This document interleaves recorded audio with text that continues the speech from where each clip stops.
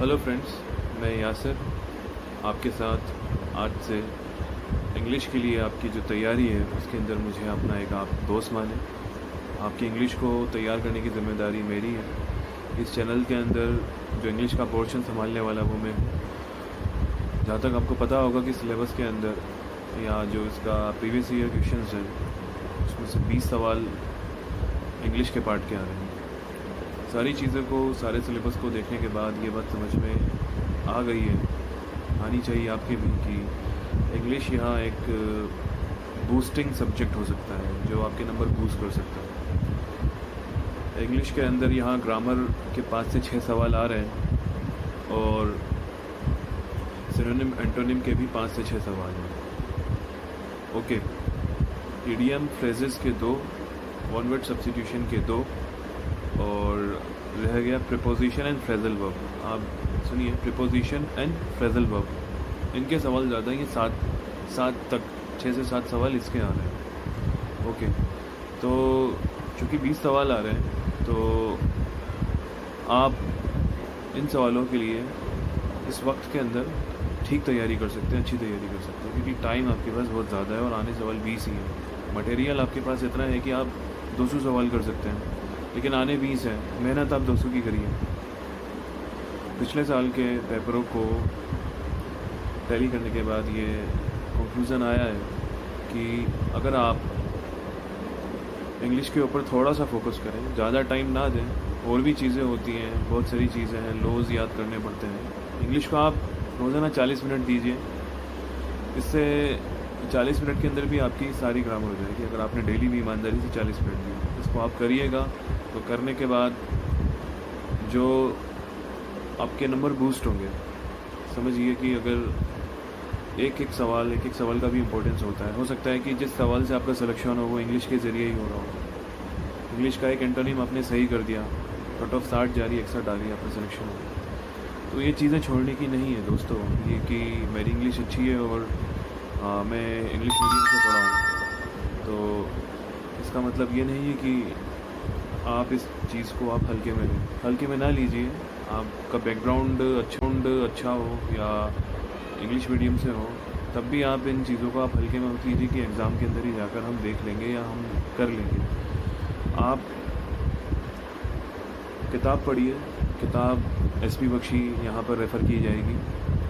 किताब एक अच्छी दोस्त होती है, ठीक है, दोस्त को बदलना नहीं चाहिए, हमेशा रखना चाहिए साथ। इसलिए अगर आप इंग्लिश की या आप किसी भी सब्जेक्ट की कोई किताब चुन रहे हैं तो उसके ऊपर पूरा फेथ रखिए कि ये मेरा दोस्त है, इसको मुझे अपने साथ लेकर चलना है, इसका साथ नहीं छोड़ना।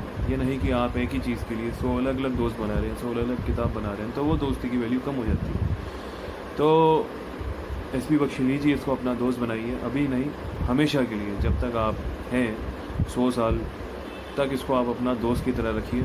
एक किताब को बार बार पढ़िए, वो आपको ज़्यादा बेनिफिशियल होगा, वो आपको ज़्यादा याद रहेगी और ज़्यादा क्लियर पॉइंट्स होंगे। एसपी बख्शी की खासियत ये है कि इसके अंदर हर एक पॉइंट अच्छी तरीके से क्लियर किया हुआ है। और किताबों में ये होता है कि आप जब इंग्लिश पढ़ते हैं तो एक रूल के नीचे उसका एक्सेप्शन होता है, फिर उसका भी एक एक्सेप्शन होता है।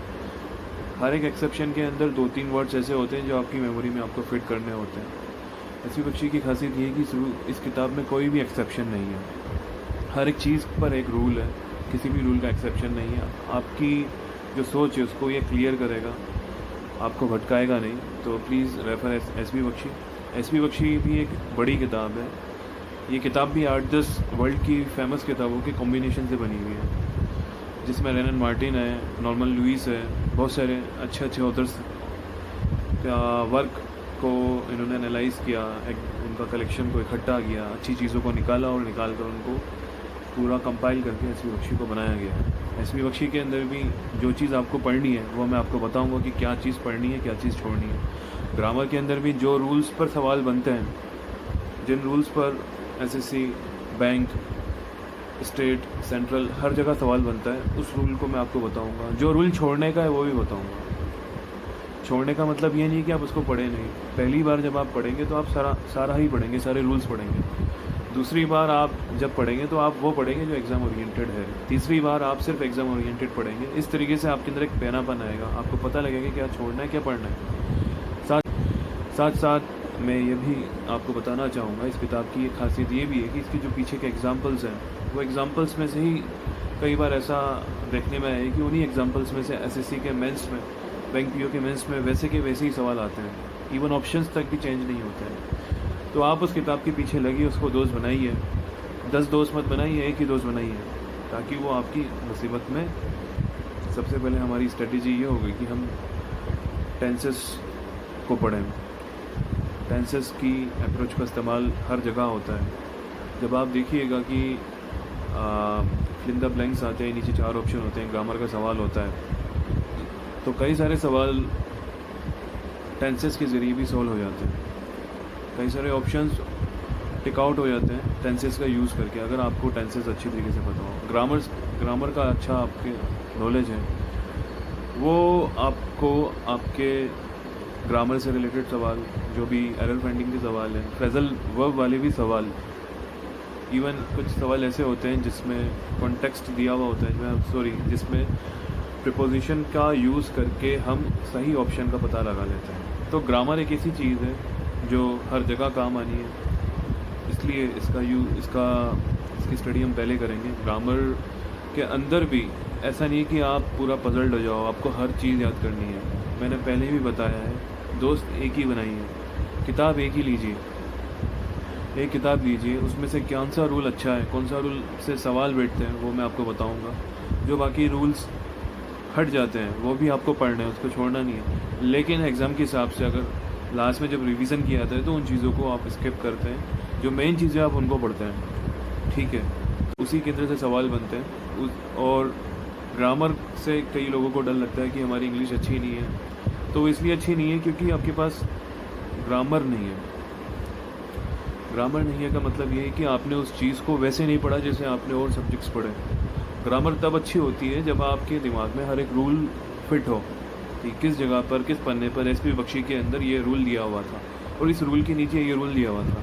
जब इतनी मेहनत आप करेंगे तब जाकर आपके अंदर इन्फॉर्मेशन होगी, इन्फॉर्मेशन होगी। और ये इन्फॉर्मेशन जब आप एग्ज़ाम के अंदर या फिर जब आप मान लीजिए कि आप मूवीज़ देख रहे हैं, उसके अंदर ये कलेक्ट होके आप कुछ ना कुछ लिंक निकालेंगे कि हाँ ये रूल एसपी बख्शी में मैंने पढ़ा था, अभी डायलॉग डिलीवरी के अंदर ये रूल आया है, इस रूल का, इस वर्ड का इस्तेमाल हुआ और इसके साथ इस टेंस का इस्तेमाल हुआ है। देखिए ये आपको कब पता लगा, जब आपके दिमाग में इन्फॉर्मेशन थी। इन्फॉर्मेशन होने की वजह से ही आप ग्रामर को यूज़ कर सकते हैं। तो अपना टाइम दीजिए, 40 मिनट दीजिए ग्रामर का हर एक रूल करने के लिए। इतनी मेहनत करिए ग्रामर में, क्योंकि ग्रामर इतनी बड़ी नहीं है। देखिए 100 पेजेस से ज़्यादा ग्रामर होती नहीं है, उसके अंदर भी रूल्स जो होते हैं सेलेक्टेड ही होते हैं।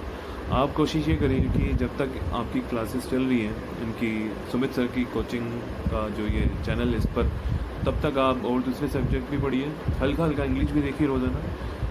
जब ये सब ख़त्म हो जाएगा तो आप रिवीज़न करिए। रिवीज़न इतना करिए कि जो ग्रामर है, ग्रामर का मान लीजिए कि शुरुआत में अगर आपने देखा भी होगा एग्ज़ाम्स वगैरह के अंदर, जब आप पढ़ते हैं या एसएससी का मेंस जिसने दिया होगा, तो वो इंग्लिश को अगर कोई करता है, रूल्स वगैरह करता है, तो वो रूल्स इतने ज़्यादा होते हैं कि वो उसके अंदर बहुत टाइम लगा देता है। तो ऐसा करना नहीं है। जो रूल्स हैं वो तभी आपको, या इस तरह की मुसीबत से आप तभी बच सकते हैं जब आप रोज़ाना पढ़ें। तो उसके लिए ये है कि आप रोज़ाना पढ़ें और रोज़ाना पढ़ कर इसको जितना याद कर सकते हैं करें। तो एक कंडीशन ऐसी आएगी कि आप वही 100 पेज जो 10 घंटे में याद हो पा रहे हैं वो 1 घंटे में होंगे। और एक कंडीशन एग्ज़ाम से पहले ऐसी भी बनेगी कि आप आधे घंटे के अंदर पूरा कर लेंगे। आपको याद होगा जब एग्ज़ाम का लास्ट आता है तो आप एक रजिस्टर को कितना जल्दी पढ़ते हैं। तो वही चीज़ चाहिए, उस चीज़ से ये सारी चीज़ें क्लियर हो जाएंगी। Thank you.